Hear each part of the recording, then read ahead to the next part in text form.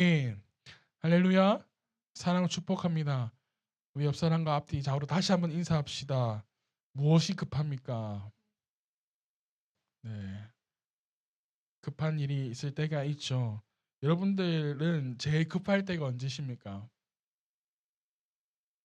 배고플 때. 저는 요즘에 아, 소변이 굉장히 마려울 때가 많아요. 그래서 저녁에도 푹 잠을 자야 되는데 2시간, 3시간 간격으로 깨가지고 갈 때가 많아요. 매우 급합니다. 근데 오늘 제목이 무엇이 급한가인데 우리의 인생에 있어서 급한 일들이 참 많이 있죠. 배가 고플 때도 참 급하고 화장실이 급할 때도 급동 때려야 되니까 급하기도 하고 여러 급한 일들이 참 많이 있습니다. 근데 우리에게 진짜 급한 일이 무엇인가 우리가 점검하기를 원합니다. 우리 지난주에 말씀 제목 기억나십니까? 기름칠 좀 하셨어요? 이번 주에? 기름칠 좀 하셨어요? 네. 우리 성령으로 기름칠한 여러분들 축복합니다. 아멘. 성령이 날마다 그래서 나를 이끄시도록 내 힘과 생각이 아니라 성령님께서 일하시도록 그리고 이러한 삶으로 나아가는 여러분들 그리스도인들을 되어지기를 축복하고 여기 있는 한 사람 한 사람 성령께서 하나님 말씀을 비추시기를 그래서 이 말씀들이 여러분 각자에게 하나님의 은혜의 말씀이 되어지길 간절히 축복합니다. 아멘. 오순절 날 우리가 잘 아는 것처럼 성령님이 마가의 다락방에 임했습니다. 성령을 받았던 사람들 가운데서 베드로가 그리고 일어나서 말하기 시작합니다. 뭘 말하냐? 우리 쉽지 않았던 14절부터 한 18절까지 한번 읽어봅시다. 14절부터 시작. 베드로가 11사도와 함께 일어나서 목소리 높여서 그들에게 엄숙하게 말하였다. 유대 사람들과 모든 예루살렘 주민 여러분, 이것을 아시기 바랍니다. 내 말에 귀를 기울이십시오. 지금은 아침 9시입니다. 그러니 이 사람들은 여러분이 생각하듯이 술에 취한 것이 아닙니다. 이 일은 하나님께서 예언자 요엘에게 시켜서 말씀하신 대로 된 것입니다. 17절.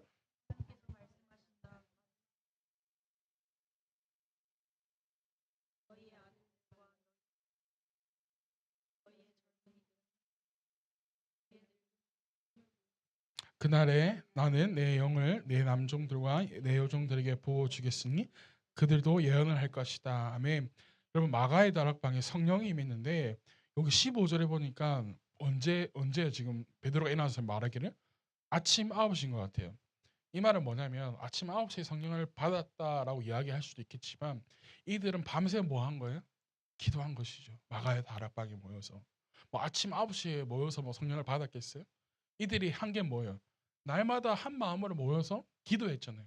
그랬더니 이 장에 와서 마가의 다락방에 갑자기 오순절 날에 성령이 임한 거예요. 그러니까 막 성령이 임해가지고 각 나라의 방언으로 막 이야기하기 시작하는 거죠.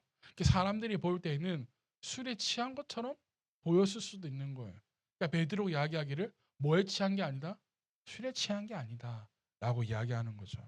그리고 우리가 중요한 게 있는데 17절에 보면 마지막 날에는 어떻게 하겠다? 나는 내 영으로 모든 사람들에게 보여주겠다. 우리 지난 수요일도 그렇고 지난 주일에도 제가 말씀을 드렸는데 뭐냐면 지금은 갑줄로 하나님의 은혜가 부어지는 시기예요. 그렇다면 성령으로 우리에게 은혜가 부어지는 시기인데 그 성령이 우리 모든 사람들에게 주어지는 시기란 말이죠. 지금도. 할렐루야. 우리가 모든 그 성령이 주어지는 이 시기에 성령 못 받으면 뭐다? 뭐 알아서들. 어, 성령을 받아야 되는 거예요. 아멘. 그러니까 일단 이 베드로가 일어나서 이야기를 시작하는데 성령이 임하고 방언 우리가 랄랄라 뭐 이런 여러 가지 방언 말고 이 당시의 방언은 각 나라의 언어로 말하는 그런 방언을 받았던 거예요. 그러니까 그 자리에 있던 사람들이 난리 난 거예요. 왜 난리가 났냐면 야, 저 사람들 진짜 갈릴리 사람들 맞아? 저 사람들이 갈릴리 사람들이 맞아라는 말은 그 사람들에 대한 어느 정도의 무시와 깔봄이 깔려 있는 거죠. 그런데 그 자기네들이 무시하고 깔보는 그 갈릴리 사람들이 어떻게 하고 있는 거예요? 거기에 모여 있는 여러 나라들의 사람들의 말로 방언을 말을 하고 있는 거예요, 여러분들. 저도 그러한 성령님의 은혜를 받았으면 좋겠어요. 영어가 막 튀어나오고 뭐 그다음에 히브리어, 헬라어 막 능통해지고 막 그랬으면 좋겠어요. 그런 일이 지금 일어났다라는 거죠. 그러니까 놀란 거예요. 그 광경을 본 사람들이. 그러니까 자기네 언어로 말하고 있는 것을 보니까 얼마나 놀랐던지 막 시끄러운 거예요. 아 진짜 맞냐 저기 맞냐 뭐냐 저게 술에 취한 거 아니냐 막 이런 상황이 벌어진 거죠. 그런 상황에 베드로 일어나서 이야기를 한 거예요. 여러분 저게 술에 취한 게 아닙니다 하고 말이에요. 그러면서 베드로가 말합니다. 우리는 무엇을 받은 거다? 성령을 받은 거다. 선지자 누구의 말대로 요엘의 말대로 부어지는 그 성령 우리가 받은 것인지 그렇게 하면서 이야기를 쭉 시작합니다. 쭉 시작하면서 어떤 이야기에 대해서 이야기하냐? 예수님의 죽으심과 부활하심에 대한 사건에 대해서 이야기하는 거예요. 이야기의 끝은 뭐냐면 너네가 찔러 죽인 그 예수가 주님이셨고 우리가 기다렸던 메시아였다. 그리스도였다라고 이야기하는 거예요. 그러니까 그 자리에 있던 사람들이 화들짝 놀랄 수밖에 없는 거죠. 당황해하는 거죠. 우리가 그토록 기다렸던 메시아를 우리가 죽였네. 그러면 어떻게 해야 돼? 우리가 어떻게 해야 될까? 우리가 무엇을 해야 될까? 베드로에게 묻는 거예요. 그러니까 베드로가 어떻게 대답하느냐? 38절 39절 한번 읽어봅시다. 시작. 베드로가 대답하였다. 회개하십시오. 그리고 여러분 각 사람은 예수 그리스도 이름으로 세례를 받고 제용사를 받으십시오. 그리하면 성령을 선물로 받을 것입니다. 이 약속은 여러분과 여러분의 자녀와 또 멀리 떨어진 모든 사람, 곧 우리 주 하나님께서 부르시는 모든 사람에게 아멘. 베드로가 뭐 하라고 하는 거예요? 회개하십시오. 첫 번째. 회개하시고 그다음에 뭐 하라는 거예요? 예수 이름으로 세례를 받고 세 번째 뭐 받으라? 제용삼을 받으라는 거예요. 그럼 네 번째 뭐를 받을 것이다? 성령을 선물로 받을 것이라는 것이에요. 베드로의 대답은요 아주 간단하고 너무나도 쉬워요. 회개하라. 그러면 세례를 받고 제용서도 받고 성령으로도 선물을 받을 수 있다. 할렐루야. 아멘. 메타노니안 이 뭐냐면 회개. 우리 지난주에 회개에 대해서 있어요. 회개는 단순히 죄에 대해서 슬퍼하거나 후회하는 정도가 아니다. 감정적으로 반응하는 정도가 아니다.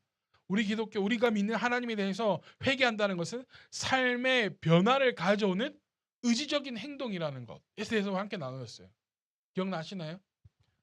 이들은요 이 말을 듣고 어떤 행동을 취했을까? 어떠한 삶의 변화를 가져왔을까? 먼저 40절 41절을 읽어봅시다. 시작.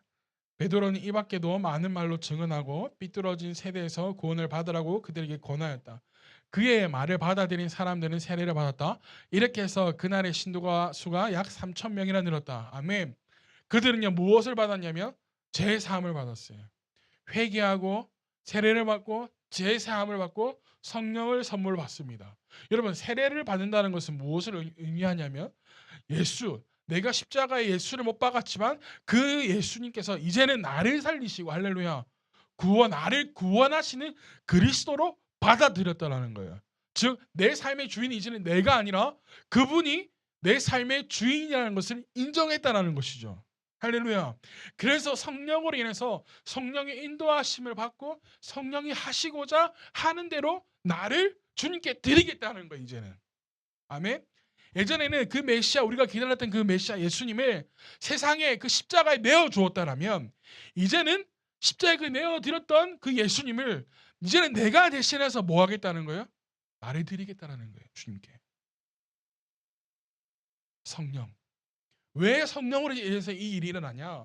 성령님은 다른 분이 아니라 예수님께서 대신하여 우리에게 보내주신 예수님이 주님의 영이요 하나님의 영인 그 성령님이기 때문에 할렐루야. 그래서 이들의 삶이 변화가 막 일어납니다. 많은 변화가 막 일어나요. 소용돌이 치듯 급변하기 시작합니다. 그럼 우리가 너무나도 잘 아는데 42절부터 한번 읽어봅시다. 시작. 그들은 사도들의 가르침에 몰두하며 서로 사귀는 일과 빵을 떼는 일과 기도에 힘썼다. 모든 사람에게 두려운 마음이 생겼다. 사도를 통하여 놀라운 일과 표징이 많이 일어났던 것이다. 믿는 사람은 모두 함께 지내며 모든 것을 공동으로 소유하였다. 그들은 재산과 소유물을 팔아서 모든 사람에게 필요한 대로 나누어 주었다. 그리고 날마다 한 마음으로 성전에 열심히 모이고 집집에 돌아가면서 빵을 떼며 순전한 마음으로 기쁘게 음식을 먹고 하나님을 찬양하였다. 그래서 그들은 모든 사람에게서 호감을 샀다. 주님께서는 구원받는 사람을 날마다 더하주셨다. 아멘. 이런 변화가 일어났습니다. 이전에는 뭐 했던 사람이요? 예수님을 핍박했고요. 십자가에 못 박으라고 앞장섰던 사람들, 목소리를 내었던 사람들이, 그 사람들이 회개하고 세례받고 재영사함을 받고 성령을 선물로 받으니까 이러한 삶의 변화가 일어났다는 거죠. 제자들이라고 불렸던, 앞으로는 제자가 아니라 사도라고 불리우는 그 사람들도 변화가 일어나기 시작했습니다. 어떠한 변화가 일어나기 시작했냐? 이전에는 귀신 하나 쫓아내지 못했던 이들인데 43절에 보니까 뭐라고 되어 있어요? 모든 사람들에게 두려운 마음이 생겼는데 왜? 사도들을 통하여서 놀라운 일과 표징이 많이 일어났다. 할렐루야. 그 말을 듣고 수천 명의 사람들이 세례를 받기 시작했고 그리스도인들이 되었다는 거죠. 3장이 딱 넘어가니까 어떤 일이 일어나냐? 안전뱅이, 성전 이문에 앉아있는 그 안전뱅이를 어떻게 해요? 베드로가 일으켜 세웁니다. 아멘. 억지로 앉아있는 사람들을 일으켜 세워가지고 붙잡고 있는 게 아니라 일어설 수 없었던, 할렐루야, 그 사람들을 주 예수 그리스도의 이름으로 일어나 걸어라, 그 한마디에 앉아있던 사람들이 어떻게 된 거예요? 일어나서 뛰며 기뻐하며 찬양하며 하나님을 높여드리는 거예요. 놀라운 일들이 이 사도들을 통해서 일어나기 시작했다라는 거예요. 그러니까 오순절날 임한 이 성령의 사건으로 인하여서 성도들의 삶도 변화되어지고 이 사도들의 삶도 완전히 변화되어지기 시작한 거예요. 이것뿐만이 아닙니다. 예수님이 붙잡혀가지고 십자가에 못 박혀 돌아가실 때, 죽으실 때에는 겁먹고 모두가 도망가고 부인했던 이들이 믿음 위에서 견고해졌고 담대해졌고 당당해졌어요. 여러분들도 신앙을 가지고 살아가는 모든 일들이 담대해지기를 축복합니다. 당당해지기를 축복합니다. 옆 사람들에게 인사합시다. 용기를 가집시다. 아멘. 그래서 이들이 일으키는 놀라운 사건들이 그 당시에 누구의 귀에 들어가냐? 제사장들의 귀에 들어간 거예요. 예수를 죽이고 나는데 그를 따랐던 사람들 다시 모여가지고 좀 이상합니다. 그게 모인 거예요. 그래서 그 사도들을 붙잡았습니다. 사도들에게 도대체 누구의 이름으로 이 일을 하는 거냐고 따져 묻죠. 예전에는 이거 아닙니다. 막 내가 잘못했습니다 하고 막 가만히 있겠습니다. 저기 쭈그려 있겠습니다 했을 텐데 이제는 당신들이 죽였던 그 예수 그리스도 이름으로 내가 합니다. 나 잘못 없어요. 당신들이 죽였던 그러나 부활하신 그 예수 그리스도 이름으로 내가 합니다. 라고 당당하게 외칩니다. 그러니까 제사장들이 놀란 거예요. 뭐야 쟤네들. 예전에 그거 걔네들이 아닌데? 깜짝 놀라죠. 그리고 어떻게 할 방법이 없으니까 그들 놓아줍니다. 그런 일이 몇 번이냐? 2번이나 생겼어요. 2번 다 담대하게 당당하게 예수 그리스도 이름으로 합니다 라는 그 말에 모든 일이 꼼짝없이 그들을 풀어주죠. 지금도 계속해서 여러분들 기적은 일어나고 일어날 것입니다. 여러분 믿으시나요? 내 삶에 기적은 일어날 줄로 믿습니다. 우리의 삶에 주님의 기적이 일어날 줄로 믿습니다. 31절 32절 4장 31절 32절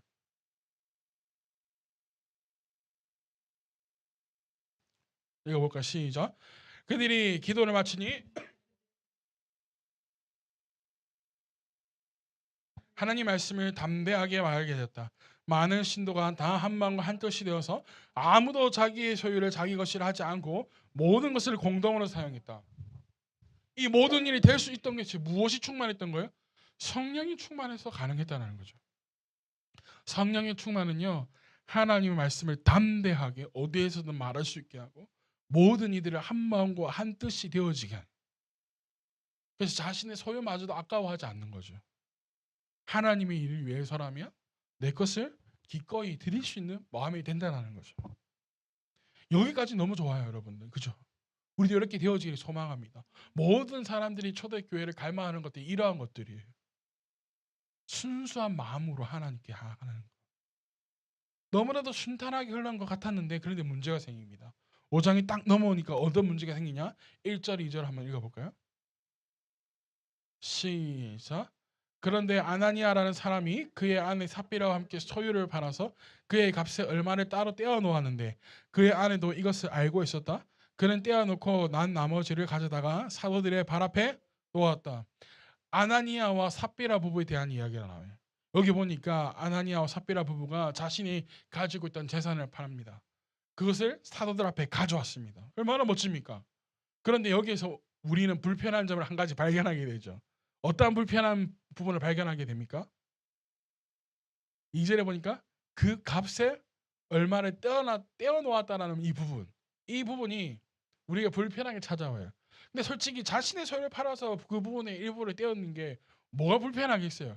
그런데 읽는 우리로 하여금 불편하게 만듭니다. 자신의 소유를 팔아서 일부는 자신이 쓸 수도 있지 않을까라는 생각이 들죠. 당연한 거 아니겠어요, 그죠? 그런데 충분히 그럴 수 있어요. 그런데 왜 이 일로 인해서 아나니아와 삽비라가 죽었냐라는 거예요. 4절 한번 볼까요? 시작. 그 땅은 팔리기도 전에 그대의 것이 아니었어. 또 팔린 뒤에도 그대 마음대로 할 수 있던 것이 아니었어. 그런데 어찌하여 이런 일을 할 마음을 먹었어? 그대는 사람을 속인 것이 아니라 하나님을 속인 것이요. 베드로도 이야기하죠. 그 땅은 팔기 전에도 당신 땅이었고 팔고 나서도 당신의 소유였다. 마음대로 할 수 있는 것이다. 그런데 왜 이런 일을 할 마음을 먹었습니까? 라는 거예요.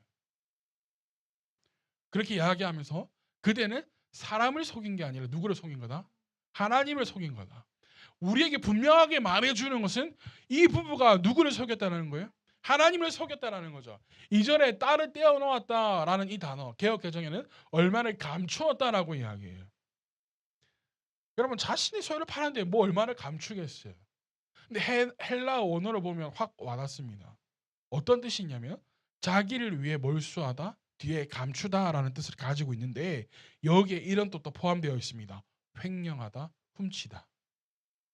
아나니아와 삽비라 부부는 초대 교회에서 일어나고 있는 이 놀라운 일들에 있어서 자신들도 그것에 들어가서 인정받고 싶었다거나 혹은 모든 이들이 지금 그렇게 막 하고 있으니까 우리도 가만히 있으면 안 될 것 같으니까 흉내라도 내보자 하고 자신의 소유를 팔았어요.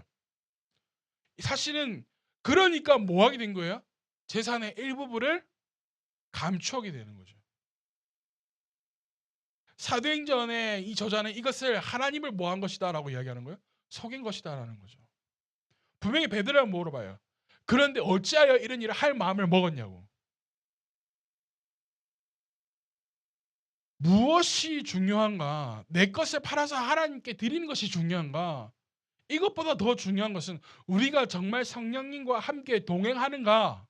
이게 더 중요하다라는 거예요. 이것보다 더 중요하고 급한 일은 없어요. 이것이 안 되었기 때문에 아나니아 삽비라 부분은 사건이 터지고 죽게 됐던 거죠. 성령님께서 마음을 주셔야 성령께서 마음을 주셔서 이 사람들도 모든 소유를 팔았는데 아나니아와 삽비라는 그게 아니었다라는 거예요. 이런 일이 있은 뒤에 6장에 사도들이 더 이상 말씀 전하는 일과 구제하는 일을 동시에 할 수 없으니까 하나님의 사람 7을 택하게 됩니다. 근데 이 기준이 명확하죠. 6장으로 한번 넘어가 볼까요? 6장 3절입니다. 시작. 그러니 형제 자매 여러분 신망이 있고 성령과 지혜가 충만한 사람 7을 여러분 가운데서 뽑으십시오. 그러면 그들에게 일을 맡기고 더 이상 많은 일들을 사도들 혼자서 할 수 없는 거예요. 목사님도 교회를 하다 보면 교회 모든 일들을 저 혼자 할 수가 없어요. 그러니까 일을 분담하게 되는 거죠. 근데 중요한 것은 무엇이냐면 사도들은 오직 뭐 하는 일에 힘쓰게 됐냐면 기도하는 일과 말씀을 전하는 일에 전념하기 위해서. 그래서 성령이 충만한 사람, 신망이 있고 성령이 충만하고 한 사람 7을 택하게 되는 거예요. 여러분 이들은 알았습니다. 무엇을 알았냐면 하나님의 일은 흉내낸다고 해서 되는 게 아니구나. 그러니까 아나니아와 삽비라 부부의 사건을 보고 하나님의 일은 사람의 눈치를 보면서 하는 것도 아니구나. 그래서 어느 누구도 스스로 나서겠다고 하는 사람 없었어요. 7을 뽑을 때. 그래서 정말 교회 안에서 정말 성령이 충만하고 본이 되어지는 사람을 7을 뽑게 된 거죠. 여기에는 그 사람들이 가지고 있는 돈과 명예와 권력과 외모와 키와 언변 그 어느 것도 소용이 없었어요. 그 대표적으로 뽑혔던 사람들 가운데 한 사람이 누구냐면 바로 스데반이라는 사람이에요. 6장 10절 한번 읽어봅시다. 6장 10절 시작. 그러나 스데반이 지혜와 성령으로 말하므로 그들은 스데반에 당해낼 수 없었다. 성령이 무엇과 무엇으로 지혜와 성령으로 말하기 때문에. 할렐루야. 우리에게 필요한 것은 이것이라는 거예요. 우리에게 급한 것은 성령이 나를 통해서 일하시도록 하는 게 제일 급하다라는 것이에요. 그런데 스데반은 이 성령에 말하게 하심으로 인해서 어떻게 됩니까? 죽습니다. 초대교회 첫 순교가 일어나죠. 그러나 스데반은 하나님을 단 한 번도 원망하거나 자신이 이렇게 된 것에 대해서 후회하지 않았습니다. 하나님 왜 저를 뽑게 하셔서 저를 이렇게 죽게 하십니까? 하지 않았다는 거죠. 우리였으면 하나님 차라리 가만히 내버려 두시지. 왜 굳이 하겠다고 하지 않았던 그 일곱으로 택하셔서 나를 죽게 하십니까? 이렇게 하지 않았다는 거예요. 성령이 우리 안에 내주하는 것, 나와 함께하는 것, 성령님 없이 살아가는 것은 그래서 너무나도 힘이 듭니다. 저는 여러분들이 하나님과 함께 동행했던 에녹과 같이 살아가기를 간절히 소망합니다. 아멘. 어디로 가야 할지 알지 못했지만 떠났던 아브라함과 같은 신앙의 결단과 믿음이 결단이 필요한 때인데 그러한 믿음을 여러분들이 소유하시기를 간절히 축복합니다. 그런데 이것은 내 의지가 아니라 성령님이 함께 하셔야지만 된다라는 것입니다. 아멘. 어디를 가야 할지 알 바는 모르지만 나에게 확신이 있는 것은 성령님께서 나에게 그 마음을 주시기 때문입니다. 할렐루야. 나에게 많은 것이 있지 않더라도 내가 부유할 수 있는 것은 성령님이 나와 함께 하시기에 그 다른 것이 보이지 않기 때문에 내가 부유할 수 있는 것입니다. 그래서 성령님이 나와 함께하는 게 굉장히 급합니다. 우리 예전에 무한도전이 있었죠. 무한도전에 보면 이런 장면이 나옵니다. 유재석이 그 당시에도 최고의 MC였지만 그만큼 돈을 많이 벌었겠죠. 그래서 이제 뭐 여행 가는 콘텐츠 누가 돈을 낼 것인가 그래서 길이 갑자기 정준하한테 형이 내요. 저기는 많이 냈으니까. 그러니까 내가 얘만큼 벌려면 나는 일어나서 자다가 일어나서 일하러 가야 되고 자다가 일어나서 일하러 가고 막 그런 거 하잖아요. 막 그렇게 이야기하잖아요. 이걸 왜 했지? 우리가 급하게 일상생활을 살아간다고요. 자고 일어나서 아무 정신 없이 진짜 영혼이 아침에 출근하시는 분들 표정을 보면요 넋이 나가 있어요. 영혼들이 버스를 타려고 나와 있는 사람들 보면 넋이 나가 있는 사람들이 굉장히 많아요. 바쁘게 생활합니다. 바쁘게 살아갑니다. 그런데 무엇을 위해서 우리가 열심히 살아가느냐라는 거예요. 어떤 이들은 참 열심히 일했다가 주말에 놀러 나갑니다. 그죠? 그것을 위해서 살아가는 사람들도 있습니다. 때로는 내가 사랑하는 자녀들을 먹이고 살리고 입히기 위해서 그 힘듦을 각오하고 일하러 나가는 사람도 있습니다. 그리고 내가 당장 살아야 했기 때문에 그 나의 미래를 위해서 그렇게 열심히 살아갑니다. 근데 진짜 중요한 게 뭐냐라는 거예요. 우리가 열심히 바쁘게 살아가도 이렇게 자다가 일어나서 일하고 가더라도 진짜 중요한 것은 하나님 안에서 이루어져야 한다는 것입니다. 아멘. 정말입니다. 그러하기에 기도하면서 내 주변을 살펴보아야 할 때입니다. 내가 정말 사랑하는 가족, 내가 사랑하는 이에게 내가 무엇을 해야 할 텐가? 내가 무엇을 말해줘야 할 텐가? 난 지금은 무엇을 준비하고 있고 어디에 서 있어야 하는가? 근데 이것은요 다른 사람들이 제안할 수 없어요. 오직 하나님 안에서 해야 된다는 거예요. 우리에게 정말 급한 문제는 뭐냐면 다른 무엇보다도 성령님께서 나의 길을 인도하시기를. 할렐루야. 아멘.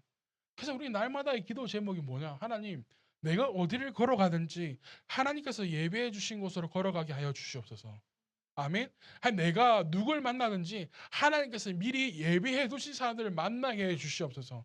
내가 어떤 일을 하게 되든지 하나님께서 미리 예배해 두신 일을 하게 해 주시옵소서. 이런 게 우리의 기도 제목들이 되어야 한다. 아멘. 성령님께서 여러분들을 이끌어 가실 줄로 믿습니다. 그렇게 할 때 성령님께서 내 안에서 나와 함께 하시길 그래서 구하기를 간절히 소망합니다. 하나님, 성령님, 저에게 정말 지혜를 허락하여 주시옵소서. 성령님, 정말 내가 무엇을 해야 될지 방향을 알려 주시옵소서. 할렐루야. 이런 게 필요하다는 거예요. 그래서 우리에게는 뭐밖에 없냐? 성령의 충만함밖에 없고, 성령이 충만하면 무엇이냐면 기도밖에 없습니다. 내 삶에 정말 기적이 일어나기를 소망하시나요? 여러분들 정말 여러분 삶 가운데 기적이 일어나기를 정말 원하시나요? 그러면 기적밖에 없, 기도밖에 없다라는 거예요. 성령으로 인한 기도하는 것. 아멘. 오늘 본문의 2장에서 아까 전에 베드로가 분명하게 이야기합니다. 우리는 술에 취한 게 아니다. 뭘 받은 거다? 성령을 받은 거다. 근데 그 사람들이 성령을 받기 위해서 무엇했나? 한 마음과 한 뜻으로 기도했다. 할렐루야. 아멘. 제가 예배 시작하기 전에 여러분들에게 잠깐 이야기했었어요. 주보를 보라고. 주보에 보면 고리 기도표가 있습니다. 이번 주 목요일부터 저 성교를 떠나는데 그 성교에 대해서 여러분들이 각자 맡은 요일에 기도해달라고 여러분들에게 부탁드려요. 여러분 기도밖에 사실 없어요. 기도 외에는 하나님의 능력 나가는 것도 없다 그랬어요. 기적과 이적과 병 고침과 모든 것은 기도밖에 없다 그랬어요. 근데 그 기도도 누구와 함께 되는 거예요? 성령께서 함께 하시는 기도가 되어야 된다는 것이죠. 이러하기 위해서 우리가 기도하고 하나님의 말씀을 붙들고 나아갈 수 있는 여러분 되어질 소망합니다. 아멘. 성령 없이는 우리 혼자서 행할 수가 없어요. 성령 없이는 살아갈 수 있지만 세상이 말하는 것대로밖에 살아갈 수밖에 없어요. 그러나 하나님께서 원하시는 삶의 방식은 성령께서 함께 하셔야 된다는 거예요. 이 일을 위해서 우리가 기도하며 나아가는 여러분들 되어질 간절히 소망합니다. 옆 사람과 인사합시다. 성령이 충만하십시다.